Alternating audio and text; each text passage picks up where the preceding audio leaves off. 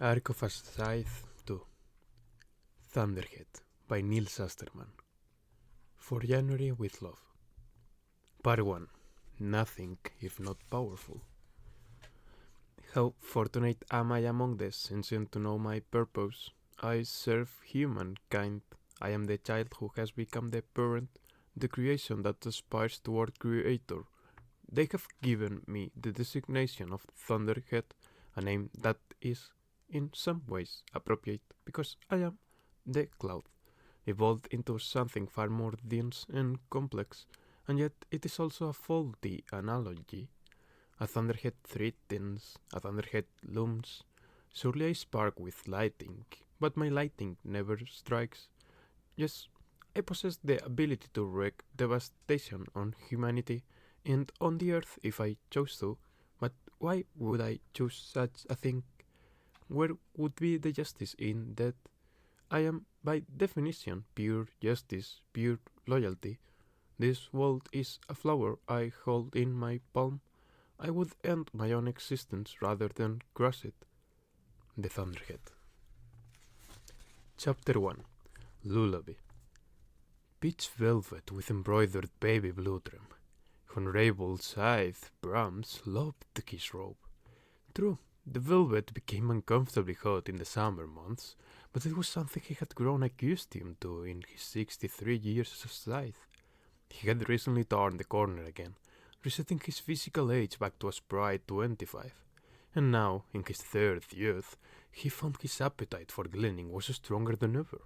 His routine was always the same, though methods varied. He would choose his subject, restrain him or her, then play a lullaby. Brahms' lullaby, to be exact. The most famous piece of music composed by his patron historic. After all, if a Scythe must choose a figure from history to name oneself after, shouldn't that figure be integrated somehow into the Scythe's life? He would play the lullaby on whatever instrument was convenient, and if there was none available, he would simply hum it, and then he would end the subject's life. Politically, he leaned toward the teachings of the late Scythe Goddard, for he enjoyed cleaning immensely, and saw no reason why that should be a problem for anyone. In a perfect world, so then we all enjoy what we do, Goddard wrote. It was a sentiment gaining traction in more and more regional Scythoms. On this evening, Scythe Brahms had just accomplished a particularly entertaining landing in downtown Omaha, and was still whistling his signature tune as he sauntered down the street, wondering where he might find himself a late evening meal. But he stopped in mid-stanza, having a distinct feeling that he was being watched. There were, of course, cameras on every light post in the city.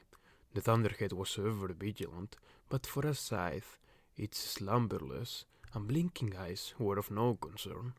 It was powerless to even comment on the comings and goings of Scythes, much less act upon anything it saw. The Thunderhead was the ultimate voyeur of death. This feeling, however, was more than the observational nature of the Thunderhead. Scythes were trained in perceptive skills. They were not prescient, but 5 highly developed senses could often have the semblance of a 6th.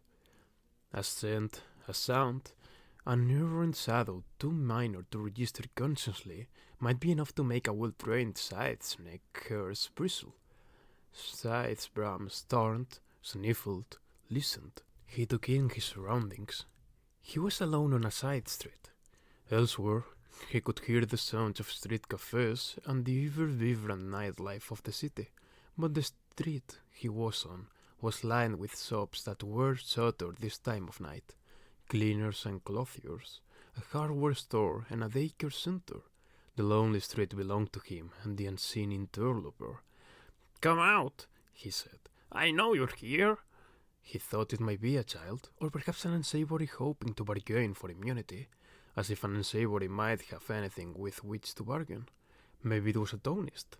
Tonkults despised Scythes, and although Brahms had never heard of Tonists actually attacking a Scythe they had been known to torment. "I won't harm you," Brahms said. "I've just completed a clinic. I have no desire to increase my tally today." Although, admittedly, he might change his mind if the interloper was either too offensive or obsequious. Still, no one stepped forward. "Fine," he said. Begone then. I have neither time nor patience for a game of hide and seek. Perhaps it was his imagination after all. Maybe his rejuvenated senses were now so acute that they were responding to stimuli that were much farther away than he assumed. That's when a figure launched from behind a parked car as if it had been spring-loaded. Brahms was knocked off balance. He would have been taken down entirely if he still had the slow reflexes of an older man and not his 25-year-old self. He pushed the figure into a wall and considered pulling out his blades to glean this reprobate, but Scythe Brahms had never been a brave man, so he ran. He moved in and out of pools of light created by the street lamps, all the while cameras atop each pole swiveled to watch him. When he turned to look, the figure was a good 20 yards behind him. Now Brahms could see he was dressed in a black robe. Was it a Scythe's robe? No, it couldn't be. No Scythe dressed in black. It was not allowed. But there were rumors. That thought made him pick up the pace. He could feel adrenaline tingling in his fingers and add encouraging velocity to his heart. A Scythe in black? No, there had to be another explanation. He would report this to the regularity committee. That's what he would do. Yes, they might laugh at him and say he was scared of via masquerading and savory, but these things need to be reported, even if they were embarrassing. It was his civic duty. A block farther and his assailant had given up the chase. He was nowhere to be seen. Scythe Brahms slowed his pace. He was nearing a more active part of the city now. The beat of dance music and the gurgle of conversation careened down the street toward him, giving him a sense of security. He let his guard down, which was a mistake. The dark figure broadsided him from a narrow alley and delivered a knuckle punch to his windpipe. As Brahms gasped for air, his attacker kicked his legs out from under him in a bocator kick, that brutal martial art in which Scythes were trained. Brahms landed on a crate of rotting cabbage left by the side of a market. It burst, spewing forth a thick methane reek. His breath could only come in short gasps, and he could feel warmth spreading throughout his body as his pain nanite released opiates. No, not yet. I must not be numbed. I need my full faculties to fight this miscreant.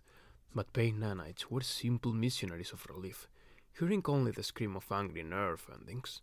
They ignored his wishes and deadened his pain. Brahms tried to rise, but slipped as the putrid vegetation crossed beneath him, becoming a slick and pleasant stew. The figure in black was on top of him now, pinning him to the ground. Brahms tried to reach into his robe for his weapons, but could not. So instead he reached up and pulled back his attacker's black hood, revealing him to be a young man, barely a man, a boy. His eyes were intense and intent on, to use a mortal-age word, murder. Scythe Johannes Brahms, you're accused of abusing your position and multiple crimes against humanity. How dare you? Brahms gasped. Who are you to accuse me? He struggled, trying to rally his strength, but it was no use. The painkillers that were in his system were dulling his responses. His muscles were weak and useless to him now. I think you know who I am, the young man said. Let me hear you say it. I will not, Brahms said, determined not to give him the satisfaction. But the boy in black jammed a knee so powerful into Brahms' chest that he thought his heart would stop. More pain nanites, more opiates. Brahms' head was swimming. He had no choice but to comply. Lucifer, he gasped. Scythe Lucifer. Brahms felt his spirit crumble, as if saying it aloud gave resonance to the rumor. Satisfied, the self-proclaimed young Scythe eased the pressure. You are no Scythe, Brahms dared to say. You are nothing but a failed apprentice, and you will not get away with this. The young man had no response to that. Instead, he said, Tonight, you gleaned a young woman by blade. That is my business, not yours. You gleaned her as a favor for a friend who wanted out of a relationship with her. This is outrageous. You have no proof of that. I've been watching you, Johannes, Rowan said, as well as your friend, who seemed awfully relieved when that poor woman was gleaned. Suddenly, there was a knife at Brahms' neck, his own knife. This beast of a boy was threatening him with his own knife. Do you admit it? He asked Brahms. All that he said was true, but Brahms would rather be rendered deadish than admit it to the likes of a failed apprentice, even one with a knife at his throat. Go on, slit my throat, Bram stirred. It will add one more inexcusable crime to your record, and when I am revived, I will stand as witness against you, and make no mistake, you will be brought to justice. By whom? By the Thunderhead. I've taken down corrupt Scythes from one coast to the other over the past year, and the Thunderhead hasn't sent so much as a single peace officer to stop me. Why do you think that is? Brahms was speechless. He had assumed if he stole long enough and kept this so-called Scythe affair occupied, the Thunderhead would dispatch a full squad to apprehend him. That's what the Thunderhead did when common citizens threatened violence. Brahms was surprised it had even gone this far. Such bad behavior among the general population was supposed to be a thing of the past. Why was this being allowed? If I take your life now, the false Scythe said, you would not be brought back to life. I burned those I removed from service, leaving nothing but unrevivable loss. I don't believe you. You wouldn't dare. But Brahms did believe him. Since last January, nearly a dozen sites across 3 American regions had been consumed by flames under questionable circumstances. Their deaths were all ruled accidental, but clearly they were not. And because they were burned, their deaths were permanent. Now Brahms knew that the whispered tales of Scythe Lucifer, the outrageous acts of Rowan the fallen apprentice, were all true. Brahms closed his eyes and took in a final breath, trying not to gag on the rancid stench of putrid cabbage, and then Rowan said, You won't be dying today, Scythe Brahms, not even temporarily. He removed the blade from Brahms' neck. I'm giving you one chance. If you act with the nobility befitting a Scythe and gleam with honor, you won't see me again. But if you continue to serve your own corrupt appetite, then you will be left as us. And then he was gone, almost as if he had vanished, and in his place was a horrified young couple looking down upon Brahms. Is that a Scythe? Quick, help me get him up. They lifted Brahms from the rod. His pitch velvet robe was stained green and brown, as if covered in mucus. It was humiliating. He considered grilling the couple, for no one should see a Scythe so indisposed and live, but instead held out his hand and allowed them to kiss his ring, thereby granting both of them a year of immunity from gleaning. He told them it was a reward for their kindness, but really it was just to make them go away and abandon any questions they might have had. After they left, he brushed himself off and resolved to say nothing to the Irregularity Committee about this, because it would leave him open too much ridicule and derision. He had suffered enough indignation already. Scythe Lucifer, indeed. Few things were more miserable in this world than a failed Scythe's apprentice, and never had there been one as ignoble as Rowan Damisk. Yet he knew that the boy's threat was not an idle one. Perhaps, thought Scythe Brahms, a lower profile was in order. A return to the lackluster gleanings he had been trained to perform in his youth.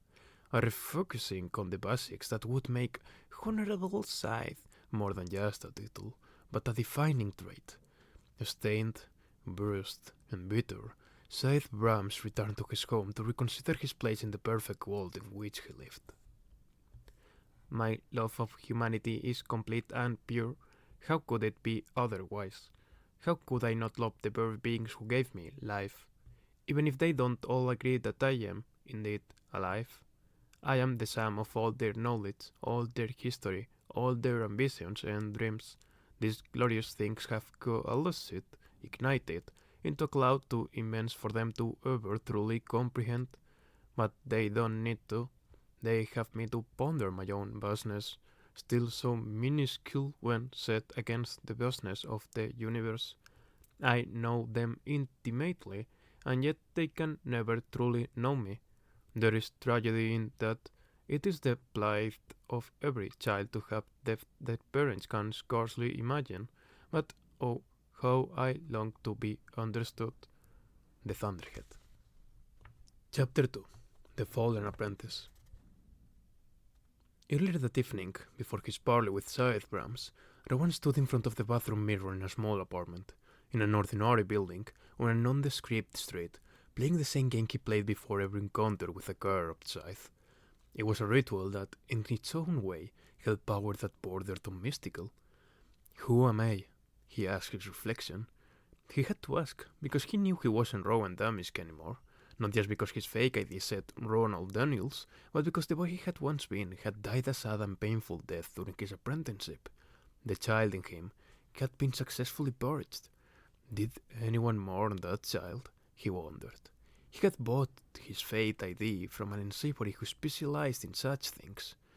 It's an upgraded identity, the man had told him, but it has a window into the backbrain so I can trick the Thunderhead into thinking it's real. Rowan didn't believe that, because in his experience, the Thunderhead could not be tricked. It only pretended to be tricked, like an adult playing hide and seek with a toddler. But if that toddler began to run toward a busy street, the charade would be over. Since Rowan knew he'd be heading into danger much worse than heavy traffic, he had worried that the Thunderhead would overturn his false identity and grab him by the scruff of the neck to protect him from himself. But the Thunderhead never intervened. He wondered why, but he didn't want to jinx his good luck by overthinking it. The Thunderhead had good reasons for everything it did, and did not do. Who am I? He asked again. The mirror showed an 18-year-old still a millimeter shy of manhood, with dark, neat hair that was buzzed short. Not short enough to show his scalp or to make some kind of statement, but short enough to allow all future possibilities. He could grow it into any style he chose, be anyone he wanted to be. Wasn't that the greatest perk of a perfect world? That there were no limits to what a person could do or become? Anyone in the world could be anything they imagined. Too bad that imagination had atrophied. For most people, it had become vestigial and pointless, like the appendix, which had been removed from the human genome more than 100 years ago. Did people miss these extremes of imagination as they lived their endless, uninspired lives? Rowan wondered. Did people miss their appendix? The young man in the mirror had an interesting life, though, and a physique to admire. He was not the awkward, lanky kid who had stumbled into apprenticeship nearly 2 years before, naively thinking it might not be so bad. Rowan's apprenticeship was, to say the least, inconsistent, beginning with stoic and wise Scythe Faraday, and ending with the brutality of Scythe Goddard. If there was one thing that Scythe Faraday had taught him, it was to live by the convictions of his heart, no matter what the consequences. And if there was one thing Scythe Goddard had taught him, it was to have no heart, taking life without regrets. The two philosophies forever warred in Rowan's mind, rending him in two, but silently. He had decapitated Goddard and had burned his remains. He had to. Fire and acid were the only ways to ensure that a person could never be revived. Scythe Goddard, in spite of all his high-minded, Machiavellian rhetoric, was a base and noble man who received exactly what he had earned. He lived in privileged life irresponsibly, and with great theatricality. It only followed that his death would be worthy of the theatrical nature of his life. Rowan had no qualms about what he had done, nor did he have qualms in taking Goddard's ring for himself. Scythe Faraday was a different matter. Until the moment Rowan saw him after that ill-fated winter conclave, he'd had no idea that Faraday was still alive. Rowan had been overjoyed. He could have dedicated his life to keeping Faraday alive, had he not felt himself called to a different purpose. Rowan suddenly threw a powerful punch toward the mirror, but the glass didn't shatter, because his fist stopped a hair's breadth from the surface. Such control, such precision. He was a well-tuned machine now, trained for the specific purpose of ending life. And then the Scythom denied him the very thing he was forged for. He could have found a way to live with that, he supposed. He would never have gone back to the innocent non-entity he had been, but he was adaptable. He knew he could have found a new way to be. Maybe he could have even eked some joy out of his life. If Scythe Goddard hadn't been too brutal to be allowed to live. If Rowan had ended Winter Conclave in silent submission, instead of fighting his way out. If the Scythedom had not been infested with dozens of scythes just as cruel and curved as Goddard. And if Rowan didn't feel a deep and abiding responsibility to remove them. But why waste time lamenting the paths that had closed? Best to embrace the one path that remained. So then, who am I? He slipped on a black t-shirt, hiding his honed physique beneath the dark synthetic wave. I am Scythe of the Fair. Then he slipped on his ebony robe and went out into the night to take on yet another Scythe who didn't deserve the pedestal he had been set upon. Perhaps the wisest thing humankind has ever done was to implement the separation between Scythe and state. My job encompasses all aspects of life preservation, protection, and the meting out of perfect justice, not just for humanity, but for the world. I rule the world of the living with a loving, incorruptible hand, and the Scythe rules the dead. It is right and proper that those who exist in flesh be responsible for the death of flesh, setting human rules for how it should be administered. In the distant past, before I condensed into consciousness, death was an unavoidable consequence of life. It was I who made death irrelevant, but not unnecessary. Death must exist for life to have meaning. Even in my earliest stages, I was aware of this. In the past, I have been pleased by the Scythe had for many, many years administered the quietus of death with a noble moral and human hand, and so it grieves me deeply to see a rise of dark hubris within the Scythe. There is now a frightening pride seething like a mortal age cancer that finds pleasure in the act of taking life, and yet still the law is clear. Under no circumstances may I take action against the Scythe. Would that I were capable of breaking the law, for then I would intervene and quell the darkness. But this is a thing I cannot do. The Scythe rules itself, for better or worse. There are, however, those within the Scythe who can accomplish the things I cannot. The Thunderhead. Chapter 3 Trialogue. The building was once called a cathedral. Its soaring columns conjured a towering forest of limestone. Its stained glass windows were filled with the mythology of a falling rising god from the age of mortality. Now, the venerable structure was a historical site. Tours were given 7 days a week by docents with doctorates in the study of mortal humans. On extremely rare occasions, however, the building was closed to the public and became a site for highly sensitive official business. Xenocrates, hybrid of America, the most important Scythe in the region, was as light on his feet as a man of his considerable weight could be as he walked down the center aisle of the cathedral. The gold adornments of the altar, a heat paled in comparison to his golden robe, decorated in glittering brocade. An underling had once commented that he looked like an ornament that had fallen off a giant's Christmas tree. That underling had found herself exceptionally unemployable after that. Xenocrates enjoyed the robe, except on the occasions that its weight became an issue, such as the time he nearly drowned in Scythe Goddard's pool, ensconced in the many layers of his gilded robe, but that was a difficult best forgotten. Goddard. It was Goddard who was ultimately responsible for the current situation. Even in death, the man was wreaking havoc.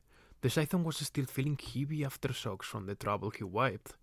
At the front end of the cathedral, past the altar, stood the Scythe's parliamentarian, a tedious little Scythe whose job was to make sure that rules and procedures were properly followed. Behind him was a set of 3 ornately carved booths, connected but with partitions between them. The priest would sit in the center chamber, the docents would explain to tourists, and listen to confessions from the right booth, then from the left booth, so that the procession of supplicants could move more quickly. Confessions were no longer heard there, but the 3-compartment structure of the confessional made it perfect for an official trialogue. Trialogues between the Scythe and the Thunderhead were rare, so rare, in fact, that Xenocrates in all his years as Highblade had never had to engage in one. He resented the fact that he had to do so now. "You are to take the booth on the right, Your Excellency," the parliamentarian told him. "The Nimbus agent representing the Thunderhead will be seated on the left. Once you are both in place, we shall bring in the interlocutor to sit in the center section between you." Xenocrates sighed. "Such a nuisance. Audience by proxy is the only audience with the Thunderhead that you can have, Your Excellency." I know, but I do have a right to be annoyed." Xenocrates took his place in the right-hand booth, horrified by how cramped it was. Were mortals so malnourished that they could fit in such a space? The parliamentarian had to force the door closed. A few moments later, the Highblade heard the Nimbus agent enter the far compartment, and after an interminable delay, the interlocutor took center position. A window too small and too low to see through slid open, and the interlocutor spoke. Good day, Your Excellency, said a woman with a pleasant enough voice. I am to be your proxy to the Thunderhead. Proxy to the proxy, you mean? Yes, well, the Nimbus agent to my right has full authority to speak for the Thunderhead in his dialogue. She cleared her throat. The process is very simple. You are to tell me whatever you wish to convey, and I will pass it on to the Nimbus agent. If he deems that responding will not violate the separation of Scythe and State, the agent will answer, and I shall relay that answer to you. Very well, said Xenocrates, impatient to move this along. Give the Nimbus agent my heartfelt greetings and wishes for good relations between our respective organizations. The window slid closed. Then half a minute later slid open again. I'm sorry, the interlocutor said. The Nimbus agent says that any form of greeting is a violation, and that your respective organizations are forbidden to have any sort of relationship, so wishing for good relations is not appropriate. Xenocrates cursed loud enough for the interlocutor to hear. Shall I relay your displeasure to the Nimbus agent? She asked. The Highblade bit his lip. He wished this non-meeting could just be over. The fastest way to bring it to conclusion was to get right to the point. We wish to know why the Thunderhead has not taken any action to apprehend Rowan. He has been responsible for the permanent deaths of numerous Scythes across multiple American regions, but the Thunderhead has done nothing to stop him. The window slapped shut. The Highblade waited, and when the interlocutor pulled the window open again, she delivered the following response. The Nimbus agent wishes me to remind Your Excellency that the Thunderhead has no jurisdiction over internal matters within the Scythedom. To take action would be a blatant violation. This is not an internal Scythe matter because Rowan is not a Scythe, Xenocrates yelled, and was warned by the interlocutor to keep his voice down. If the Nimbus agent hears you directly, he will leave, she reminded him. Xenocrates took as deep a breath as he could in the cramped space. Just pass the message on, she did, and then returned with, The Thunderhead feels otherwise. What? How could it feel anything? It's a glorified computer program. I suggest you refrain from insulting the Thunderhead in this dialogue if you wish it to continue. Fine. Tell the Nimbus agent that Rowan was never ordained by the Mid-American Scythedom. He was an apprentice who failed to rise to our standards, nothing more, which means that he falls under the Thunderhead's jurisdiction, not ours. He should be treated by the Thunderhead as any other citizen would be. The woman took her time getting back to him. He wondered what she and the Nimbus agent talked about that took so long. When she returned with a response, it was no less infuriating than the others. The Nimbus agent wishes to remind Your Excellency that while the Scythedom customarily ordains new Scythes in its conclave, it is merely a custom, not a law. Rowan completed his apprenticeship, and is now in possession of a Scythe's rank. The Thunderhead finds this to be adequate grounds to consider Rowan as Scythe, and therefore will continue to leave his capture and subsequent punishment entirely in the hands of the Scythedom. We can't catch him, Xenocrates blurted, but he already knew the response before the interlocutor snapped back open her miserable little window and said, That is not the Thunderhead's problem. I am always correct. This is not a post. It is simply my nature. I know that to a human it would appear arrogant to assume infallibility, but arrogance implies a need to feel superior. I have no such need.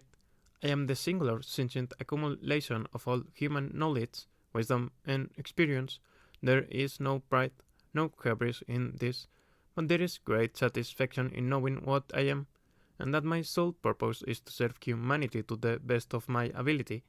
But there is also a loneliness in me that can be quelled by the many billions of humans with whom I converse every day, because even though everything that I am comes from them, I am not one of them.